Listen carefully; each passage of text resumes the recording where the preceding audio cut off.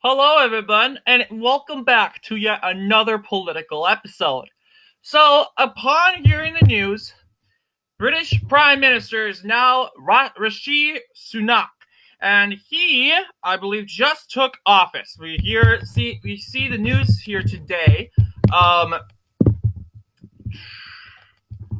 2 hours ago, uh, Rishi Sunak has become the next British Prime Minister, and guess what? He's a conservative. So yeah, then again, so Labour Party, big disappointment. And this time we underestimated, including I, have underestimated the strength of the Conservative Party in Britain. We got to recognize United Kingdom has, for a very long time, become a very conservative stronghold. It's a very conservative right-wing stronghold, although it never used to be this way. Historically, when during the Glorious Revolution, we saw the overthrow of Charles, and Parliament saw the took away took away a lot of power from the king, the monarchy. This thus established uh, a liberal sort of ideology in Great Britain, and sort of had all that. And you'll see here, Whig is a left-wing party, and you'll see it. The United Kingdom goes back and forth from Troy, conservative, Whig, all in the early ages of politics. But yes, this political parties, they more start after the few years, like 80 years after the Glorious Revolution, where Charles is overthrown and killed, and Parliament abolishes power from the king. Now the king has limited power. Parliament ultimately controls the country. So here is basically the prime ministers. We have the Whig Party, basically. Whig Party, Britain was predictably left wing, set from the Glorious Revolution to World War One. Once again, this is Whigs. They're more center left. See, they're going to elect more left wing candidates here, and which the United Kingdom has elected multiple times. But right when World War II breaks out, World War I or World War II, we start electing more conservatives. You'll see that we suddenly get Winston Churchill, one of the most popular British prime ministers at the time. He's a conservative. We continue going down. There's the Labour Party. Clement Attlee. Yes, but then we have more conservative domination. Winston Churchill just jumped in front.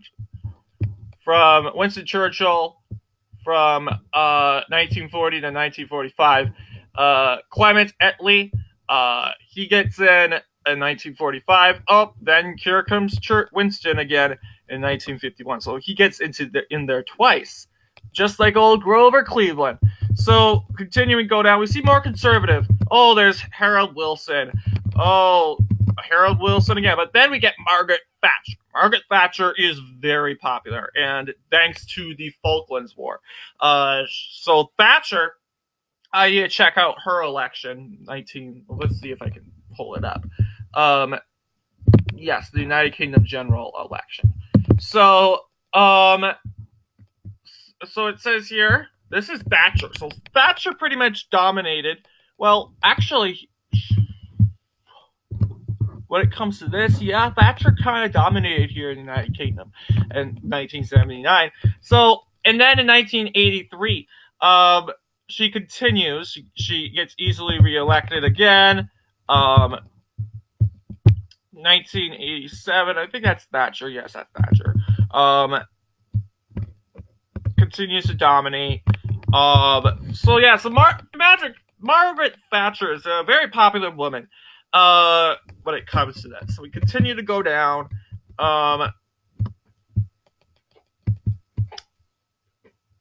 And again, as of today, one day in office, Rishi Sunak is the very first prime minister since, I don't know, I don't keep track of British prime ministers, but he's the very first one in a long time to not meet Queen Elizabeth II while in office as prime minister. So he's serving not under Queen Elizabeth. He's the very first one not to serve under Queen Elizabeth. He's the first one, well, technically Liz Truss is, to serve under,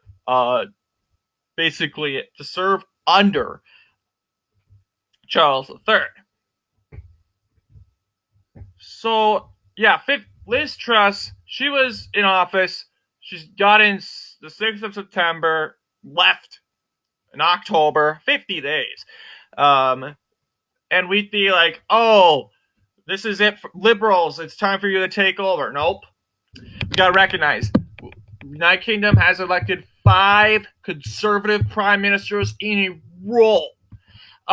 And there hasn't been one since 2010. So this could be it for the Labour Party. Reasons why the Labour Party is so popular not the Labour Party. This could be it for the Labour Party. Reasons why Conservative Party is so popular in the United Kingdom. I'm not a British politician. Don't follow British politics. I'm only creating this video because it's just hit news today. But ultimately, conservatism has grew today in the United Kingdom. It's pretty much it for the Labour Party. Let's just keep in mind they don't really elect. I think they elect, but I don't know. As it says here, there's no really election. Liz Truss got in. No election here. So yeah, Sunak and Truss. Truss is the shortest serving prime minister in British history, if I did not say that.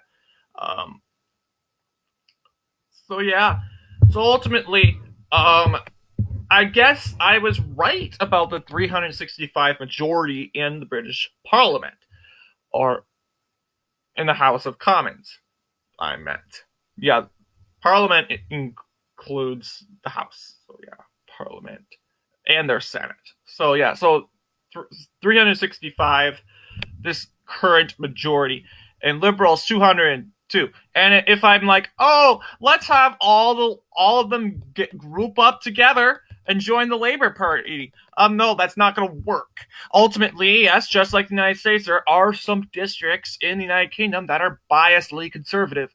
So they are going to vote conservative.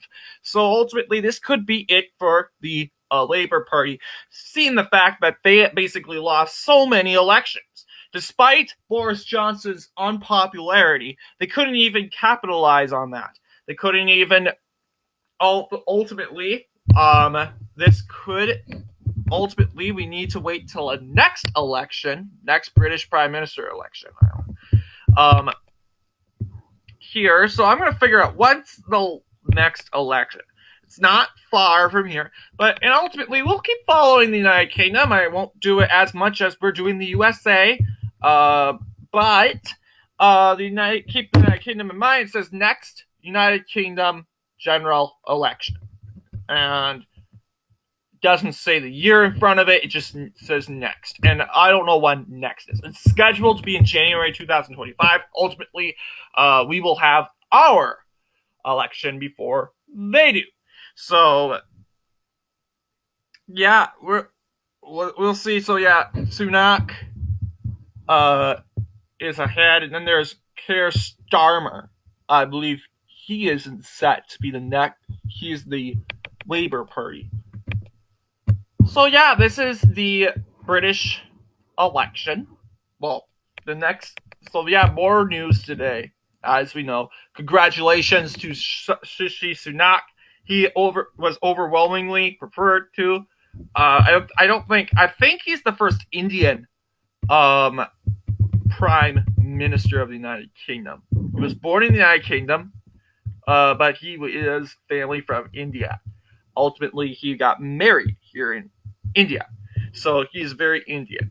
So yeah, it's kind of making a little history, seeing the United Kingdom has dominated India, and India is in India for a very long time. And now the UK has an Indian Prime Minister. So yeah, that is it for today. Thank you for watching this video, and I'll see you on to more breaking, suspenseful midterm election news. Stay tuned.